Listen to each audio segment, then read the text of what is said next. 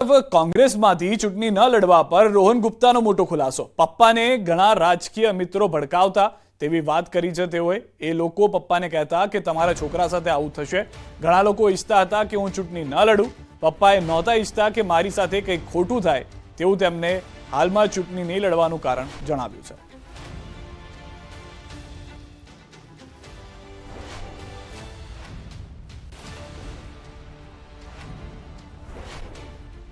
ઘણા એવા સાથીઓ બી હતા કે નહોતા ઈચ્છતા કે હું ચૂંટણી લડું। એ લોકો પણ એમને જઈને મળતા અને કહેતા કે ના આપના પુત્ર જોડે આ થશે। મેં એમને કન્વિન્સ 4 દિવસ પહેલા ઓકે પણ હતા। મને કીધું કે ના ચાલ તું કર, હું તારી જોડે છું। જ્યારે એડમિટ હતા ત્યારે મને ખૂબ ખુશી થઈ। પાછા બીજા દિવસે કોઈક મિત્રો મળ્યા હશે અને પાછું કર્યું। એટલે ક્યાંક ને ક્યાંક એ માનસિકતામાં નહોતા કે એમના પુત્ર જોડે કંઈક ખોટું થાય। એટલે એમનો જે ડર, પણ મને વિશ્વાસ હતો। કોંગ્રેસ નેતા પર રોહન ગુપ્તાના આકરા પ્રહાર અંદરના લોકોએ ઘણીવાર એટેક કર્યો। એક કહેવાતા કોંગી નેતાએ મને ગદ્દારના મેસેજ કર્યા। રોહન ગુપ્તાએ આ વાત કરી, મને કોઈએ ઈમાનદારીના પાઠ ભણાવવાની નથી જરૂર, મને કોઈએ વફાદારીના પાઠ ભણાવવાની જરૂર નથી।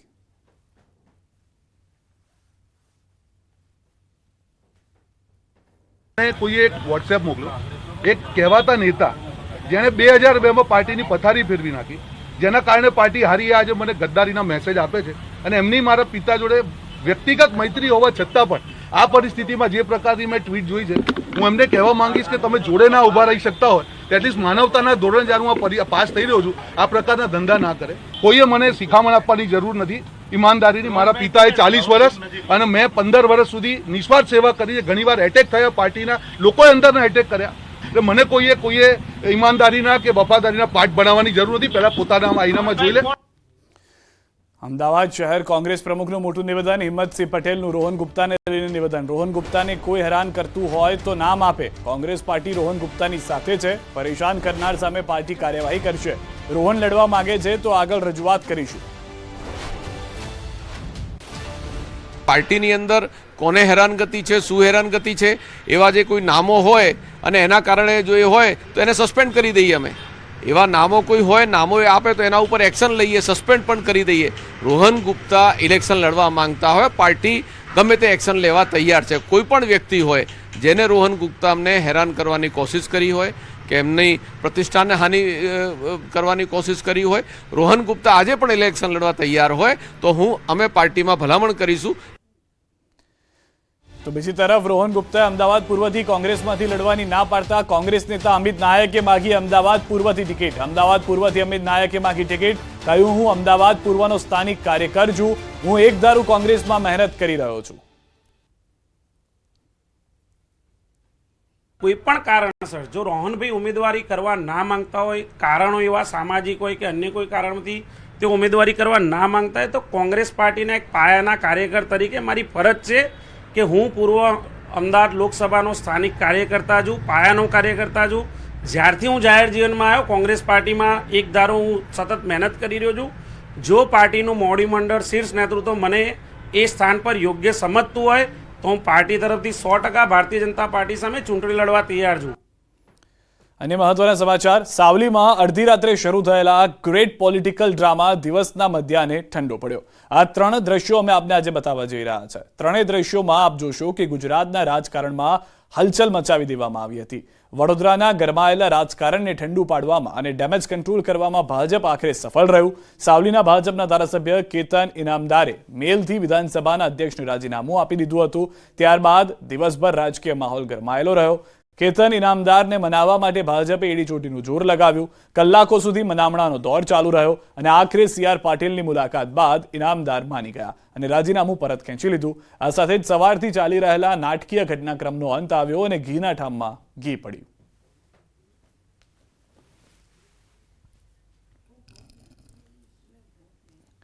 આ તરફ CR પાટીલ સાથે મુલાકાત બાદ ઇનામદારનું નિવેદન। કેતન ઇનામદારે રાજીનામું પરત ખેંચ્યું છે। હું રાજીનામું પરત ખેંચું છું, આવી કોઈ વસ્તુ હવે નહીં થાય તેવું પણ તેઓએ જણાવ્યું। પ્રદેશ અધ્યક્ષશ્રી અને પ્રભારી મંત્રીશ્રી સાથે ચર્ચા કરીને મને સંતોષ છે અને હું વિચારું છું અને મને વિશ્વાસ છે કે આગામી દિવસમાં આવી કોઈ વસ્તુ ફરી મારા અને પ્રત્યેક કોઈ નાના કાર્યકર્તા માટે પણ નહીં થાય એવી મને ખાતરી પણ છે। એટલે હાલ આ રાજીનામાની વાત અમારા અધ્યક્ષશ્રી વિધાનસભાના અધ્યક્ષશ્રી પણ શંકરભાઈ પણ સાથે હતા. વાતચીત કરીને આ રાજીનામાની અંદર હવે હું આના માટે વિચારું છું કે રાજીનામું અત્યારે હું પરત લઉં છું. 2027ની વિધાનસભા ચૂંટણીને કેતન ઇનામદારનું નિવેદન. 2027ની વિધાનસભાની ચૂંટણી હું નહીં લડું. હું ઈચ્છું કે મારા વિસ્તારના કામ સ્પીડમાં થાય. અગાઉ પણ કહ્યું છે અને આજે પણ કહું છું, 2022ની ચૂંટણી છેલ્લી ચૂંટણી હતી. આજે કહું છું, જાહેર મંચ પર કહ્યું હતું કે 2027ની ચૂંટણી હું નથી લડવાનો. વિધાનસભાની આ મારી 3 ટર્મમાં કરવાનો છું. 27ની ચૂંટણીમાં હું વિધાનસભાનો ઉમેદવાર નથી. ત્યારે હું એવી વસ્તુઓથી સ્પીડમાં ચાલું છું કે મારા કામ સ્પીડમાં થાય, મારા વિસ્તારના કામ, મારા ડ્રીમ પ્રોજેક્ટો છે એ મારા કાર્યકાળમાં જ પૂરા થાય. રાજીનામા પર ભાજપ ધારાસભ્યનું મોટું નિવેદન. કાર્યકર્તાના માન સન્માનની વાત હતી. મને સંતોષકારક જવાબ મળ્યો છે. મારી સમસ્યાનું નિરાકરણ પણ લઈ આપ્યું છે તેવું તેઓએ જણાવ્યું. પ્રત્યેક પાર્ટીના જૂના કાર્યકર્તાના માન સન્માન માટેની આ વાત હતી.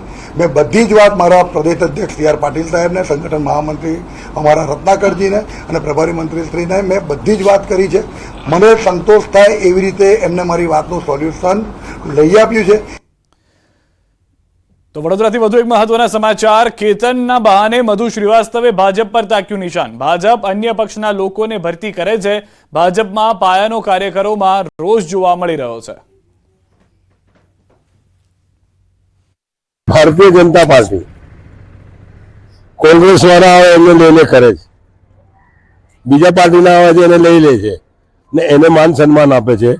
અને ભારતીય જનતા પાર્ટીના જમીનથી લઈને ઠેઠ સુધી લાવનારા કાર્યકર્તાઓની ચંપલ ઘસાઈ ગઈ. એમના માટે કશું જ નહીં. બીજા આવે અને એને સત્તા આપી દે. આ એક ખોટું કરી રહ્યા છે. પાટણ લોકસભા ચૂંટણી પૂર્વે સ્થાનિકોએ સોશિયલ મીડિયામાં વિવિધ પ્રશ્નો મુદ્દે માંગ ઉઠાવી છે. સાંતલપુરના 40થી વધુ ગામોને લગતા પ્રશ્નોને નિવારણ માટે સ્થાનિકોએ માંગ ઉઠાવી. સાંતલપુરમાં તાલુકા કક્ષાની કચેરી બનાવવાનો મુદ્દો, ચોરાળા વિસ્તારમાં કેનાલથી વંચિત ગામોને કેનાલના લાભ સહિત વિવિધ પ્રશ્નો મુદ્દે સોશિયલ મીડિયાનો સહારો લીધો છે. વિવિધ પ્રશ્નોને લઈને સાંતલપુર પંથકના અનેક સરપંચો, યુવાનો તથા સામાજિક અગ્રણીઓએ વોટ્સઅપ સ્ટેટસ રાખ્યા છે.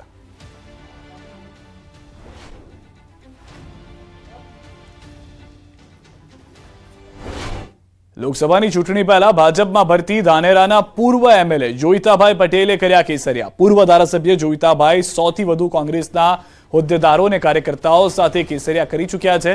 ગાંધીનગર કમલમમાં ભાજપમાં જોડાયા. કોંગ્રેસના પૂર્વ ધારાસભ્ય જોઈતાભાઈ પટેલ અને તેમના સમર્થકો ભાજપમાં જોડાતા કોંગ્રેસમાં મોટું ભંગાણ સર્જાયું. બનાસ ડેરીનો વારાણસી ખાતે કાર્યક્રમ યોજાયો. તે કાર્યક્રમમાં પણ પીએમ મોદી સાથે મળીને જોઈતાભાઈએ ભાજપમાં જોડાવાનું નક્કી કર્યું હતું. રામ મંદિરના મુદ્દે કોંગ્રેસથી નારાજ થઈ જોઈતાભાઈ પટેલ અને તેના સમર્થકો ભાજપમાં જોડાયા. આ તરફ ડીસા ઠાકોર સમાજના અગ્રણી લેપજી ઠાકોર પણ કેસરિયા કરી ચૂક્યા છે. સાથે કાંકરેજ જિલ્લા પંચાયતના ડેલિગેટ ઈશ્વર દેસાઈ પણ ટેકેદારો સાથે ભાજપમાં જોડાયા. લોકસભા ચૂંટણી સમયે ભાજપ ભરતી મેળો યથાવત. અમદાવાદમાં કોંગ્રેસ અને આપના કાર્યકર્તાઓએ કર્યા કેસરિયા. 300થી વધુ લોકો ભાજપમાં જોડાયા.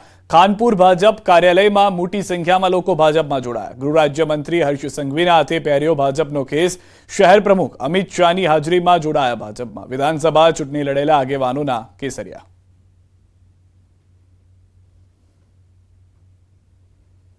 મારા સમાજ સાથે હું આજે ભાજપમાં જોડાયો છું અને ભાજપ એટલે વિકાસ અને વિકાસ એટલે ભાજપ. સૌનું સાથ, સૌનું વિકાસ, સૌનો વિકાસ. તેઓએ આજે જોડાતાની સાથે એવું કહ્યું છે કે આ દેશમાં જે પ્રકારે નરેન્દ્રભાઈ અને એમની સરકાર કામ કરી રહી છે એ જોતાં અમે અમારી જાતને ન રોકી શક્યા અને એમના સમર્થન માટે અમે પોતે કોઈ પણ જાતની અપેક્ષા વગર આજે ભારતીય જનતા પાર્ટીમાં જોડાઈ રહ્યા છે. આજે લગભગ મને લાગે છે કે 500 કાર્યકર્તાથી વધારે કાર્યકર્તા એ આજે આ બધા જ લીડર્સ સાથે જોડાયા છે. આના કારણે એ વિસ્તારનો વિકાસ મજબૂત બનશે. અમિતભાઈ શાહ સાહેબ જે દેશના ગૃહમંત્રી છે, જેણે આ વિસ્તારના વિકાસ માટે દિવસ રાત એ દેશની અંદર સક્રિય રહેતા પણ આ વિસ્તારનો જે રીતે વિકાસ કર્યો, લગભગ 22,000 કરોડથી વધારે રૂપિયા અહીંયા વિકાસ માટે એ ખેંચી લાવ્યા.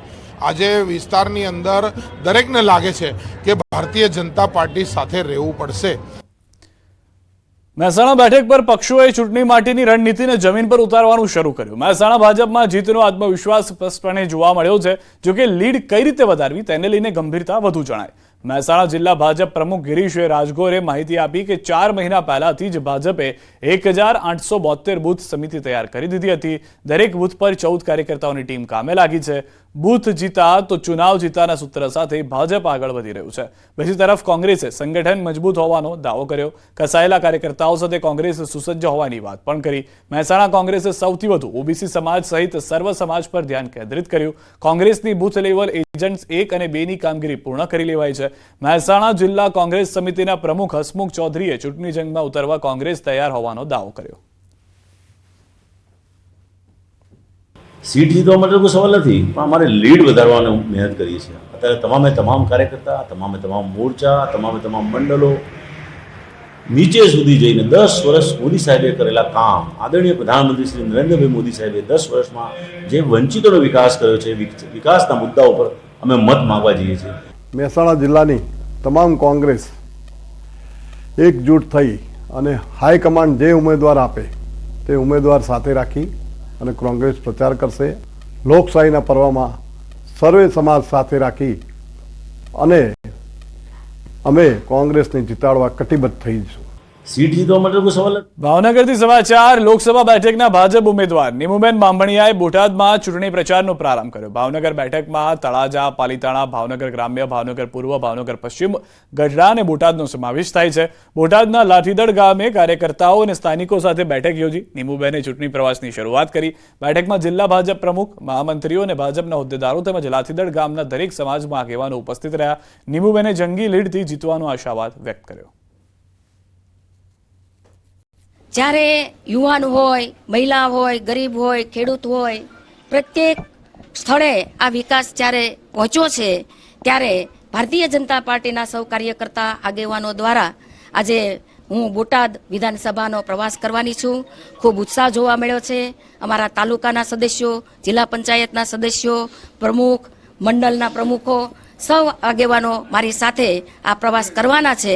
ત્યારે આવનાર દિવસોની અંદર પણ ખૂબ સારી લીડથી અમે જીતવાના છીએ. આ તરફ પોરબંદરમાં વિસ્તારના લોકસભાના ઉમેદવાર મનસુખભાઈ માંડવિયા ધોરાજીના તોરણિયા ખાતે નકલંગ ધામ આશ્રમે દર્શન કરવા પહોંચ્યા. મનસુખ માંડવિયાએ ચૂંટણી પ્રચાર શરૂ કરતા પહેલા દેવ દર્શન કરી સંતોના આશીર્વાદ લીધા.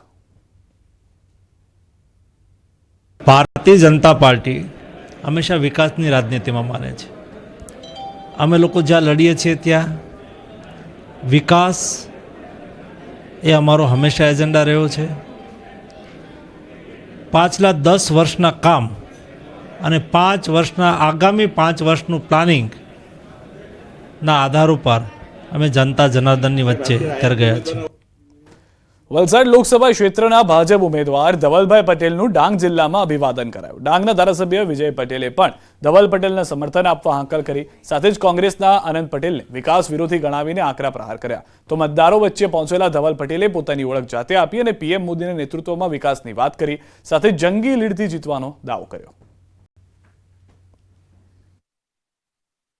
અમારા કોઈ પણ પાર્ટીના ઉમેદવાર સાથે કોમ્પિટિશન નથી, ચાહે કોંગ્રેસનો ઉમેદવાર હોય કે બીજી પાર્ટીનો ઉમેદવાર હોય. આ ચુનાવ મોદી સાહેબને 500-400 સીટ સાથે જીતાવાનો ચુનાવ છે. ભારતને વિકસિત બનાવવાનો ચુનાવ છે અને ભારતને વિશ્વગુરુ બનાવવાનો ઇલેક્શન છે અને એ સંકલ્પ લોકોએ કર્યો છે. નર્મદા જિલ્લામાં ભાજપે 6 કરોડના ખર્ચે અદ્યતન સુવિધાયુક્ત કાર્યાલય કમલમ નર્મદા બનાવ્યું છે, જેનું ઉદ્ઘાટન આવતીકાલે CR પાટીલના હસ્તે થશે. આ પ્રસંગે રાજપીપળામાં ભાજપની એક વિશાળ બાઇક રેલી યોજાશે. બાદમાં પાટીલ જાહેર સભાને સંબોધન કરશે. કાર્યક્રમમાં ભરૂચના સાંસદ મનસુખ વસાવા, છોટાઉદેપુરના ઉમેદવાર જશુભાઈ રાઠવા પણ ઉપસ્થિત રહેશે. અહીંના લોકસભા વિસ્તારની તમામ ચૂંટણીલક્ષી કામગીરીનું કમલમ નર્મદા મધ્યસ્થ કેન્દ્ર રહેશે. નર્મદા જિલ્લામાં મુખ્ય કાર્યાલય જે કમલમ બનાવવામાં આવેલું છે, તમે જોઈ શકો છો તેમ કે અદ્યતન સુવિધા સાથે આ જે કાર્યાલય બનાવવામાં આવ્યું છે, જે ખાસ તમામ જે સુવિધાઓ છે સુવિધા પૂર્ણ પાડવામાં આવી છે. જે લગભગ કોન્ફરન્સ હોલથી માંડીને તમામ પ્રમુખો બેસી શકે, જે જિલ્લા મોરચાના પ્રમુખો, લાઇબ્રેરીથી માંડી અને તમામ પ્રકારની સુવિધાઓ સજ્જ જે આ કમલમ બનાવવામાં આવ્યું છે, જેને આવતીકાલે CR પાટીલ જે પ્રદેશ અધ્યક્ષ છે જેઓ અહીં લોકાર્પણ કરવાના છે ત્યારે આપણી સાથે જિલ્લા પ્રમુખ છે તેમની સાથે વાત કરીએ. સર, કઈ રીતનું આ બિલ્ડિંગ બનાવવામાં આવ્યું છે, કેટલા ખર્ચે બનાવ્યું છે અને કઈ કઈ સુવિધાઓ છે ખાસ? નર્મદા જિલ્લો નાનો જિલ્લો છે, માત્ર 2 વિધાનસભા છે, છતાં 2 વિધાનસભા માટે પર્યાપ્ત સુવિધાઓ સાથેનું આ કમલમ નર્મદા બનાવવામાં આવ્યું છે. આ કાર્યાલયનું ઉદ્ઘાટન કોણ કરવાના છે અને કઈ રીતે શું પ્રોગ્રામ હશે એનો? આવતીકાલે 10 વાગે મારા પ્રદેશ અધ્યક્ષ આદરણીય CR પાટીલ સાહેબની પ્રેરણાથી આ કમલમ અમે બનાવ્યું છે અને તેઓશ્રીના હસ્તે આ કમલમનું ઉદ્ઘાટન આવતીકાલે 10 વાગે અમે કરવાના છે. નર્મદા જિલ્લાનો મુખ્ય જે મળુ મથક છે રાજપીપળા ખાતે, ત્યાં આવતીકાલે આ કમલમનું જે લોકાર્પણ જે છે એ પ્રદેશ અધ્યક્ષ CR પાટીલ કરવાના છે, જેઓ સવારમાં 10 વાગે અહીં પહોંચશે અને ત્યારબાદ તેમની સાથે અનેક સાંસદો પણ હશે. દીપક પટેલ, ન્યૂઝ 18 ગુજરાતી, નર્મદા. સમાચારોમાં હવે નજર કરીએ ટોપ 3 ખબરો પર.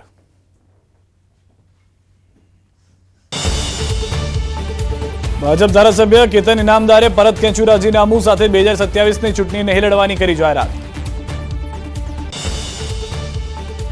અમદાવાદ પૂર્વથી ચૂંટણી ન લડવા અંગે રોહન ગુપ્તાના ખુલાસા, કહ્યું કોંગ્રેસના મિત્રો જ પિતાને ભડકાવતા કોંગ્રેસ નેતાઓએ મને ગદ્દારના મેસેજ કર્યા. બનાસકાંઠાના કોંગ્રેસના આગેવાનોના કેસરિયા, જોઈતા પટેલ, લેપજી ઠાકોર સહિત આગેવાનો અને કાર્યકર્તાઓ ભાજપમાં જોડાયા.